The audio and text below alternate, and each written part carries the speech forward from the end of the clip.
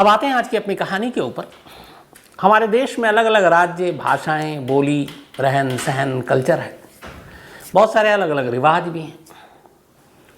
और जब जब ये सारे रस्में, रिवाज, प्रथा प्रचलन में आई, शायद उसकी कुछ वजह हो, लेकिन कई बार ऐसी कई चीज़ें कई जुर्म के जड़ में भी आ जाती हैं।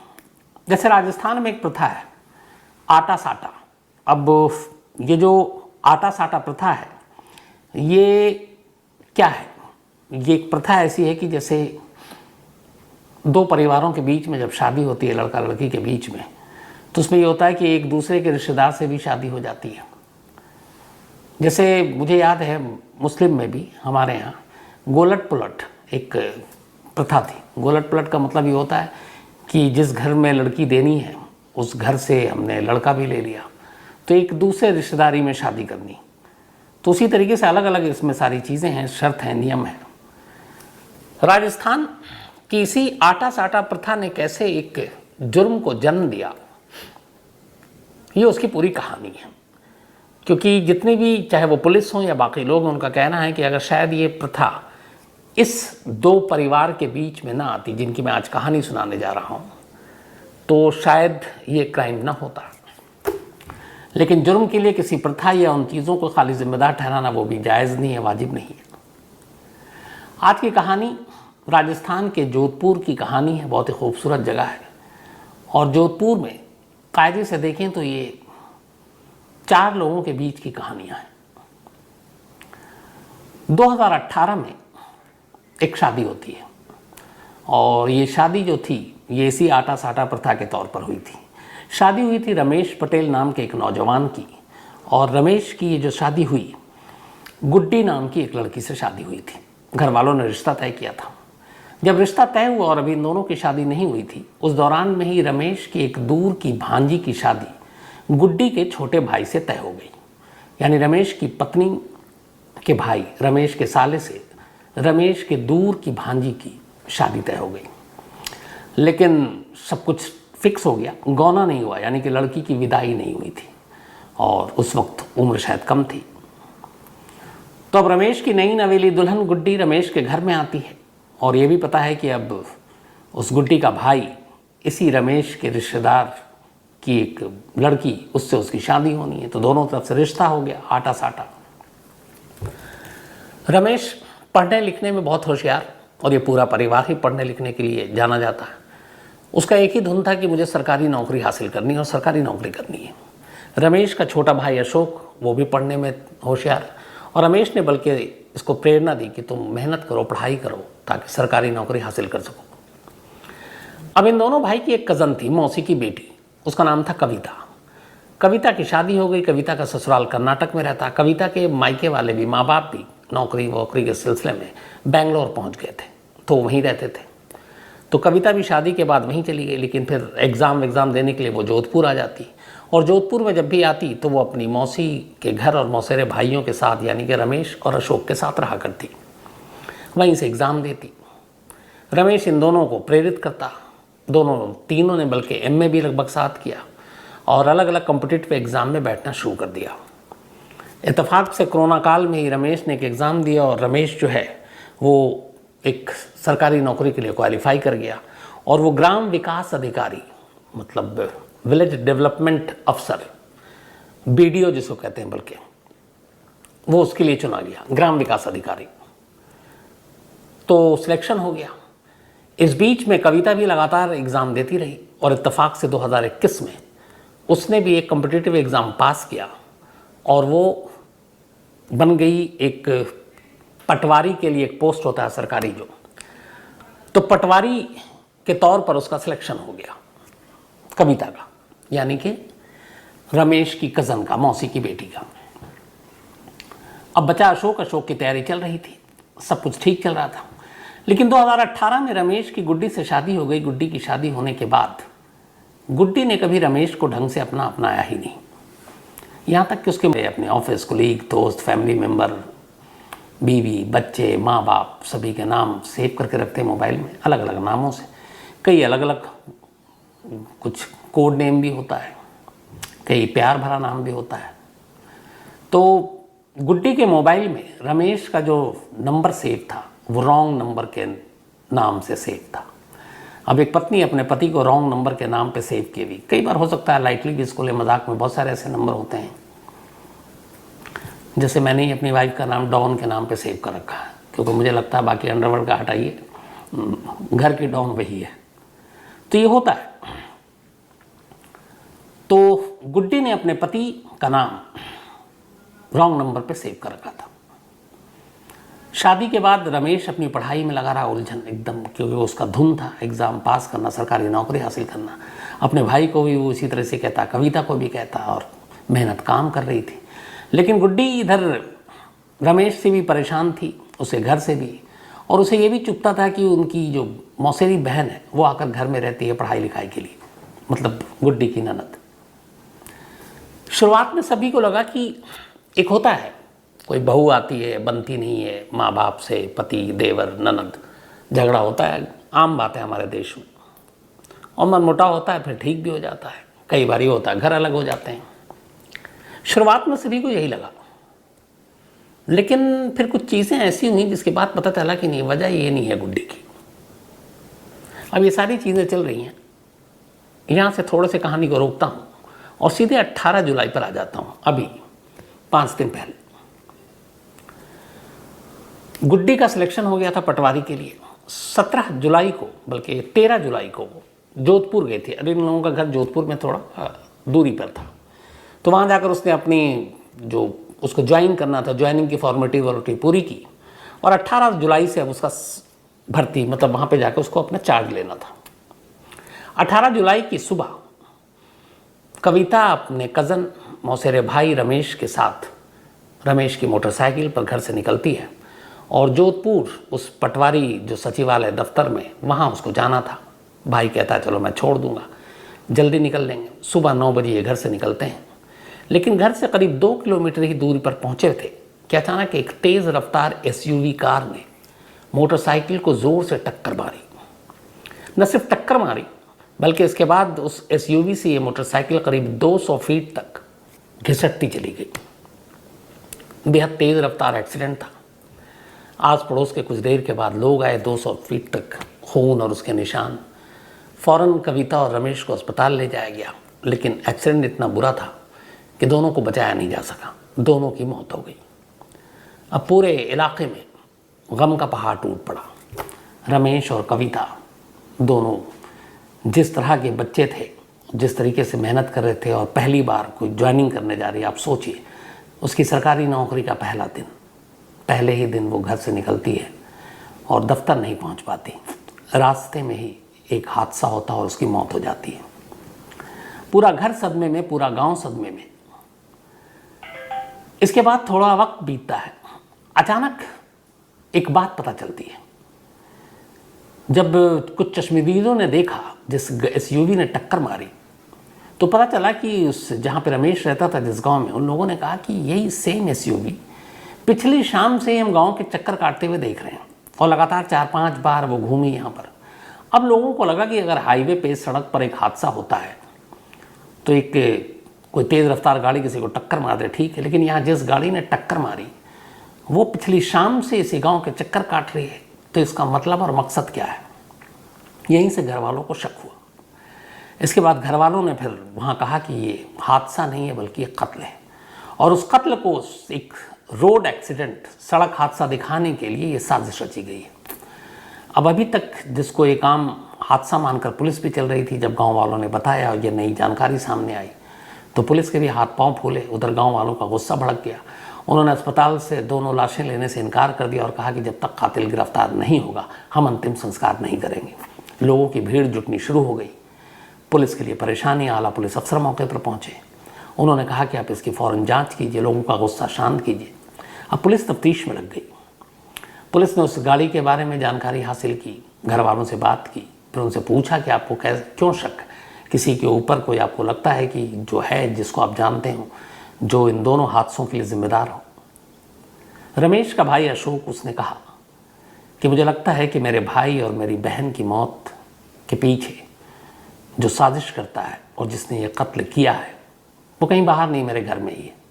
अब ये सुनकर पुलिस भी चौंकी, अशोक के घर वाले भी। उसने सीधे उंगली अपनी भाभी पर उठाई, गुड्डी पर। उसने कहा कि मेरे भाई और कविता की मौत के लिए मेरी भाभी जिम्मेदार है और आप जांच कीजिए। अब पुलिस को लगा कि ये क्या बात है। खैर, गाड़ी से लेकर तमाम चीज़ें, अब पुलिस ने खामोशी से गुड्डी के मोबाइल को चेक किया। फिर एक नाम और भी आया। उसने बताया, एक नाम बताया रमेश के भाई ने, शंकर। बोला आप इस शंकर को भी टटोलिए। अब शंकर का पता बताया, लेकिन वो घर पे था नहीं। शंकर का नंबर मिला, शंकर के नंबर के कॉल डिटेल को खंगाला गया, गुड्डी के कॉल डिटेल को खंगाला गया। पुलिस हैरान रह गई। दोनों में खूब बातें हो रही हैं, और जिस वक्त ये हादसा हुआ उससे पहले भी, उससे एक रात पहले भी, हादसे के बाद भी, उससे ज़्यादा और किसी से बात ही नहीं हुई। अब पुलिस को लगा कि मामला गड़बड़ है, लेकिन इधर हालात ये थे कि दो मौत हुई घर में, और एक जवान विधवा, शादी को सिर्फ 3 साल हुए गुड्डी, बिना सबूत बिना प्रूफ कि उसको कैसे उठाएं। तो पुलिस के लिए कई बार ऐसे मुश्किल हालात उनके सामने होते हैं। फिर भी पुलिस ने तमाम जानकारी हासिल करनी शुरू की। उसने कहा कि चलो जितना वक्त है, जब तक सबूत न मिले तो पूरा बैकग्राउंड खंगालते हैं। अब पुलिस ने बैकग्राउंड खंगालना शुरू किया, अलग अलग लोगों से बात करनी शुरू की। रमेश और गुड्डी के घर वालों की कुंडली खंगाली। फिर जो जानकारी सामने आई पुलिस के सामने वो ये थी कि 2018 में रिश्ता तय हुआ था रमेश का गुड्डी के साथ, और रमेश की दूर की भांजी का गुड्डी के छोटे भाई के साथ। तो आटा साटा रिश्ता हो गया। लेकिन गुड्डी कहीं ना कहीं इस रिश्ते से खुश नहीं थी। वो शादी करना नहीं चाहती थी, और गुड्डी के गांव वालों को मालूम था कि गुड्डी एक शंकर नाम के लड़के से प्यार करती है। तो बड़ा आसान था, वो अपने घर वालों से बगावत करती, कहती कि मुझे नहीं करनी रमेश से शादी और शंकर से करा दो। वो शंकर से शायद शादी हो भी जाती, लेकिन उसने ऐसा किया नहीं। लेकिन वो शादी करना भी नहीं चाहती थी, लेकिन शादी करने से इनकार भी नहीं करना चाहती थी। उसकी वजह ये थी कि उसे लगा कि अगर उसने शादी से इनकार कर दिया तो उसके छोटे भाई की शादी पर असर पड़ेगा, और उसके छोटे भाई का रिश्ता उस लड़के की भांजी से लगा है जिससे खुद उसका रिश्ता लगा है। तो यहाँ पर गुड्डी ने कहा कि अगर मैं इनकार करती हूँ तो मेरे छोटे भाई का घर शायद नहीं बसे। तो वो खामोश रही और उसने चुपचाप शादी कर ली। लेकिन मन से वो रमेश को अपना पति नहीं मानी। शादी के बाद घर आ गई। अब वो छोटे मोटे बहाने ढूंढने लगी लड़ाई झगड़े के, और कभी वो एक पत्नी की तरह पति के साथ नहीं रही। झगड़ा होता रहा। धीरे धीरे रमेश और अशोक को पता चला उसके पुराने रिश्ते के बारे में, इश्क के बारे में, प्रेमी के बारे में। तो कहा भी कि तुम चाहो तो तुम घर छोड़कर जा सकती हो, तुम हमें छोड़ दो। लेकिन गुड्डी ये भी नहीं चाहती थी। उसे लगता था कि अगर उसने रमेश को छोड़ दिया, डिवोर्स ले लिया, घर अपने चली आई, तो फिर उसके छोटे भाई की जो शादी ऑलरेडी तय हो चुकी है वो अधर में पड़ जाएगी। तो वो अजीब उलझन में थी कि क्या करे, और वो चाहती नहीं थी कि वो छोड़े, पर साथ भी रहना नहीं चाहती थी। इसी तमाम चीज़ों बीच में वो लड़ती भी रहती थी। इधर जो रमेश का छोटा भाई अशोक, उसे मालूम था कि वो लोग कॉम्पिटिटिव एग्ज़ाम की तैयारी कर रहे हैं, तो अक्सर जब लड़ाई होती तो कोशिश करते कि वो पुलिस कंप्लेंट इन चीज़ों से बचें, या फिर गुड्डी को भी पलट के जवाब ना दें, क्योंकि अगर मामला पुलिस तक पहुंच गया, थाने तक पहुंच गया, तो उन्होंने एग्ज़ाम पास भी कर लिया, तो फिर आपके वो जो कैरेक्टर सर्टिफिकेट और बाकी चीज़ें आती हैं वो अड़चन बन सकती हैं। तो ये लोग अपनी पढ़ाई और सरकारी नौकरी के लिए इतनी ज़्यादा मेहनत और मशक्क़त कर रहे थे कि उन्होंने इन चीज़ों को भी नज़रअंदाज किया कि छोड़ दो, लड़ाई नहीं लड़नी, ताकि पुलिस केस ना हो जाए, पुलिस केस की वजह से हमारी नौकरी ना चली जाए जो कल को मिलेगी। तो ये सब कुछ खामोशी से सहते रहे। वक्त बीतता रहा। अब इधर कविता भी आ गई थी एग्ज़ाम देने के लिए, तो वो कविता से भी चिढ़ती थी, उसकी नज़र वहाँ रहती थी। अब धीरे धीरे वक्त बीत रहा था, और इधर ये हो रहा था कि अब जो रमेश की दूर की भांजी है और गुड्डी का जो भाई है, उन दोनों का अब गौना भी होने वाला था। तो उसे लगा कि ये सब कुछ हो गया, और उसके बाद अगर उसने फिर छोड़ दिया तो फिर उसके भाई की ज़िंदगी पर भी असर पड़ेगा। तभी गुड्डी ने एक प्लान बनाया। उसने शंकर से कहा कि देखो अब वक्त कम है और मैं रमेश को छोड़ नहीं सकती हूँ, क्योंकि मेरे भाई की भी शादीशुदा ज़िंदगी का सवाल होगा। मैं चाहती हूँ कि रमेश को इस तरीके से रास्ते से हटाएं कि किसी को पता ही नहीं चले कि ये कत्ल है, ये कोई हादसा नज़र आना चाहिए। शंकर ने उसकी बात सुनी। शंकर ने अपने 3 साथियों के साथ ये बात शेयर की। तो सबसे पहले उनको यही ख्याल आया कि पहले तो उन्होंने साल भर पहले करीब उस पर हमला किया कि चोर लुटेरे थे, लूट रहे थे, लूटपाट के दौरान मार दिया, लेकिन रमेश बच गया, कुछ लोग आ गए, वो भाग गए। उसके बाद से उधेड़ बुन चलती रही। फिर आखिरकार बड़ी सोच समझने के बाद शंकर दिल्ली आया। दिल्ली में उसने करीब 1 लाख रुपए में एक बहुत ही पुरानी, जो बस ठीक चलने फिरने चलाने के लायक थी, एक SUV कार खरीदी और उस 1 लाख रुपए खर्च कर SUV कार को लेकर फिर वो जोधपुर पहुंचा। उसने जाकर गुड्डी को बताई कि उसने सोच लिया है कि रमेश को कैसे मारना है। उसने कहा कि रमेश अक्सर अपनी मोटरसाइकिल से निकलता है, एग्ज़ाम देने, बाकी काम के लिए घर से बाहर जाता है, हाईवे पर आता है। हम इस गाड़ी से उसे कुचल देंगे, रोड एक्सीडेंट का मामला लगेगा, किसी को शक भी नहीं होगा। रोड एक्सीडेंट में लोग पता नहीं कितने मरते हैं। गुड्डी को भी लगा ये आइडिया ठीक है। अब इसके बाद उस गाड़ी के साथ रेकी शुरू कर दी। इन्होंने 4-5 बार रेकी की। उसी के गांव के आसपास गाड़ी लगा देते जहाँ से हाईवे शुरू होता, वो इंतज़ार करते, पर वो निकला नहीं। वो अपनी वक्त था, क्योंकि कोरोना की वजह से बहुत सारे प्रोसेस ढीले चल रहे थे। अब अचानक ये हुआ कि कविता, जो कि रमेश की मौसेरी बहन थी, उसका सिलेक्शन हो गया पटवारी के लिए और उसे जोधपुर सचिवालय जाकर ज्वाइन करना था। तारीख दी गई 18 जुलाई की। अब 18 जुलाई की सुबह घर से निकलना था और दफ्तर पहुंचना था, तहसील। ये बात घर के लोगों को पता थी और साथ में पता थी गुड्डी को। 17 जुलाई की रात को गुड्डी ने शंकर को फ़ोन किया, व्हाट्सएप कॉल, और ये सारी वो जानकारी उसी कॉल से देती थी जो रमेश ने उसे गिफ्ट में दिया था अपनी बीवी को, और जिस फ़ोन पर उसने अपने ही पति का नाम रॉन्ग नंबर के नाम पर सेव कर रखा था। 17 जुलाई की रात गुड्डी ने मुखबिरी की। उसने कहा कि सुबह कविता को ज्वाइन करने जाना है और उसे लेकर रमेश ही अपनी मोटरसाइकिल पर निकलेगा। अब यहाँ एक उलझन थी। उलझन ये कि 2 लोग मोटरसाइकिल पर जा रहे हैं, SUV खरीदी गई और अब तक की पूरी साजिश रची जा रही है सिर्फ और सिर्फ रमेश के लिए। अब ऐसा तो है नहीं कि आप टक्कर मारो तो ये श्योर होकर मारोगे कि इसमें से एक ही मरेगा और एक जिंदा बच जाएगा, और कविता पीछे बैठी है, तो कुछ भी हो सकता है। तो ये चीज़ भी सामने रखी गई। शंकर और गुड्डी के बीच में बात हुई कि हमारा शिकार तो सिर्फ एक है, रमेश तुम्हारा पति, जिस रास्ते से हटाना और रोड एक्सीडेंट दिखाना है, लेकिन कविता भी बैठी होगी, तो कविता को उतार कर तो खाली बाइक पर रमेश को टक्कर नहीं मार सकते, तो टक्कर मारेंगे तो कुछ भी होगा। कहते हैं कि गुड्डी अपनी इस मौसेरी बहन से भी इतना नफरत करने लगी थी, क्योंकि वो उसको लगता था उसके घर में रहती है ये सारी चीज़ें, कि उसने कहा ठीक है कोई बात नहीं, एक नहीं तो दोनों को मरने दो। शंकर तैयार हो गया। अगले दिन सुबह करीब 9 बजे रमेश घर से निकलता है और घर से सिर्फ 2 किलोमीटर की दूरी पर पहुंचता है। तभी पीछे से एक तेज़ रफ्तार SUV, चूँकि वो निकला और गुड्डी ने फिर इन्फॉर्म कर दिया कि वो घर से निकल गया है। इतनी मोहलत मिल चुकी थी। शंकर अपनी SUV में 3 दोस्तों के साथ बैठा था। मोटरसाइकिल देखते ही पीछे से वो आता है और बड़ी ज़ोर से टक्कर मारता है। न सिर्फ टक्कर मारता है बल्कि फिर मोटरसाइकिल को घसीटते हुए करीब 200 फीट तक आगे ले जाता है, ताकि वो एकदम यकीन हो जाए कि ये दोनों बचेंगे नहीं। और इसके बाद जब तक उस एक्सीडेंट को देखकर कुछ वहाँ से गुजर रहे राहगीरों की नज़र पड़ती है, वो SUV लेकर भाग जाता है। तो ये सारी चीज़ें कहानी सामने आई। पुलिस ने इन्वेस्टिगेशन किया। उसके बाद पुलिस गुड्डी को उठा लेती है। गुड्डी को जब उठाती है तो पूरा रमेश का घर के घर वाले तो नहीं, क्योंकि उसके भाई और उन सबको शक था। गुड्डी के घर वाले चौंक उठते हैं। उन्हें लगता है ये कैसे मुमकिन है, लेकिन फिर पुलिस तमाम पुख्ता सबूत देती है, शंकर के साथ कॉल डिटेल, व्हाट्सएप चैट, और आखिरकार गुड्डी भी कबूल कर लेती है।